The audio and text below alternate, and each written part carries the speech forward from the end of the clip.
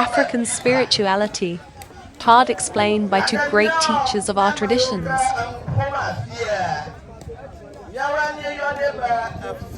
Scripture, I do a fan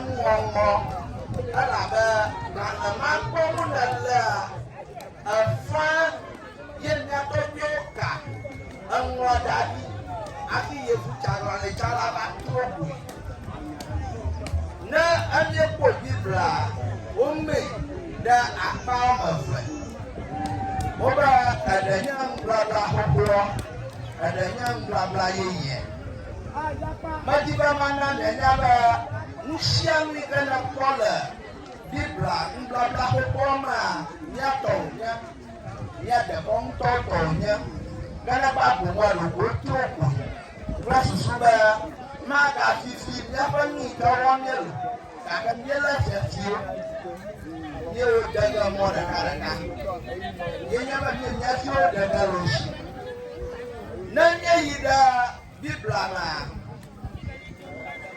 Mida the book of Isaiah chapter 7 verse 14 Bibla mala nyeshe la fio ali ta kana mi wanya no baba ba ezana do be Isaiah ba gbanle atandre pikibien the woman you amayoka de shemia fofo Torgbui Akpoto ayo gbo agwanyada aloba na malanya ba yepa tokosu ikaleji aro mami ikaleji ana yenyamba kayena no ayayomba Yesu Kristo nanyaba Yesu Kristo aka nyato amadu hosato idoma bare wa munya na nakapuramu Yesu Kristo anya de kontoto nkwa toto gadono de yenya ada Kristo de Vodu damaji onya Vodu da yeji de bima iko yana ba da Kristo de la naida eza ababara apoga ba onwe la bima ba ozi majiga no ji de bima de bima kona tu ko daga nyatakan kaka ni nyato yevu chara le chala o ayo ba bana ogugbo ba tronya gbagu na ba ida the book of Matthew la Matthew ba bana ma na ba ida atabanto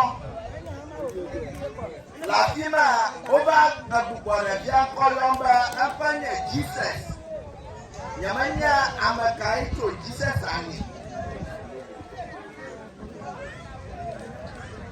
Ikaba ni onyajo anga onyajo. Ikaba ayi nyato bi owo no mama akparu madali. Owo na adakri sobema. Hafi kweda agbagu am. Amake la fia Kristo tobe la fia nyaba. Yesu Kristo aka ejia the whole after you have voted for me. None of us voted for me. Open that against a polo super upon me. Other I will for Sunday. But Papa, honey, I'm a killer of your pastor, and never your quotation manner. But I feel late. I look at Balama. Lang Babla Yama, I look at Balama, chapter 2, verse 22. Bimo savona Yesu Kristo lema opo yi da ye ba fome va cross on it alla chine akonchi ate gankoreji kakagba nyato Kristo to na no nya no gogo ba fo asamani yi ga no nya no nye oblamo itanya ma blane ba na nya de konto ye nya ma va opana viola je na church ko nya ma ko mo ja ba ga gbadu ba no alaba even Mauganta domida agleba mini nyavio da moyi bemi poba anyuji prasuba no chiamora tola nyayu. Train the child the way he or she should grow, so that when they grow, they should never depart away from you. Nanya manya the contact kwa chama bazinyana la chana ichacha ko sokuri. The villa atoni chama achi galia do galia kamano. Ti galia no mo. Ni na nyama the contact kwa kamera. Danya ma kata anya the contact kaka ado nyazo la chachi famale. Lokomaji ba mana nyaba. Manya ni danya mo. Ya video kata majara kama chachi mo maiga na yiko bananya tu alaba ya popula kenala na chia na chacha ko yana mo jora jo utona ba wina no alaba unto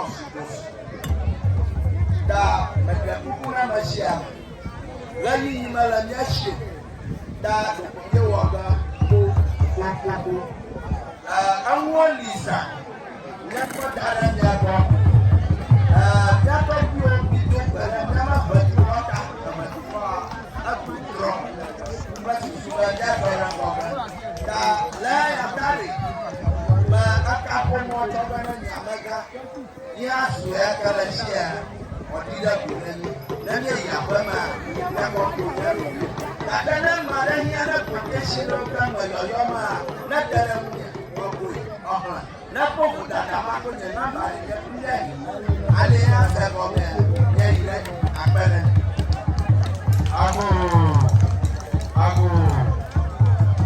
Atigeli masaba ojila Great Torgbui Akpoto nogoko yemanya jijibaka aha avivina majiba madwe na ala amaranya jijire na wa ajina ro oba hukumole takuvia ko hukumole yemanya monya ahama gakanya mawe sitano mara kukule majiba mala 50 cities lashi mala agarera 50 cities majiba madia question daka amaya tango anyanchi nama mako 50 cities ane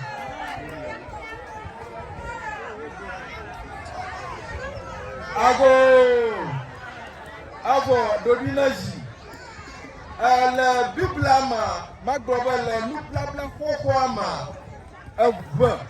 avban kwada la ama na amade teyo avban koma nama 50 cities ya makoga nama only 2 minutes ko avban kwa la Old Testament ama na amade teyo nkoma nama mako 50 cities ane amusopeya oh amade kama traya Kolo okay manami akwade enkwa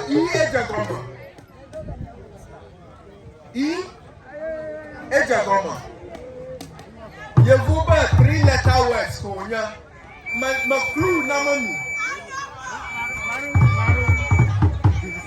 okay mia magara ba ya do now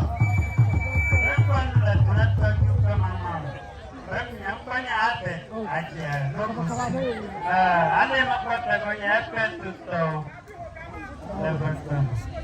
Ewe 3 letter word. Oh. 3 letter words konya. Hallelujah. Mapata kwenye. Wajaruga 3 letter word.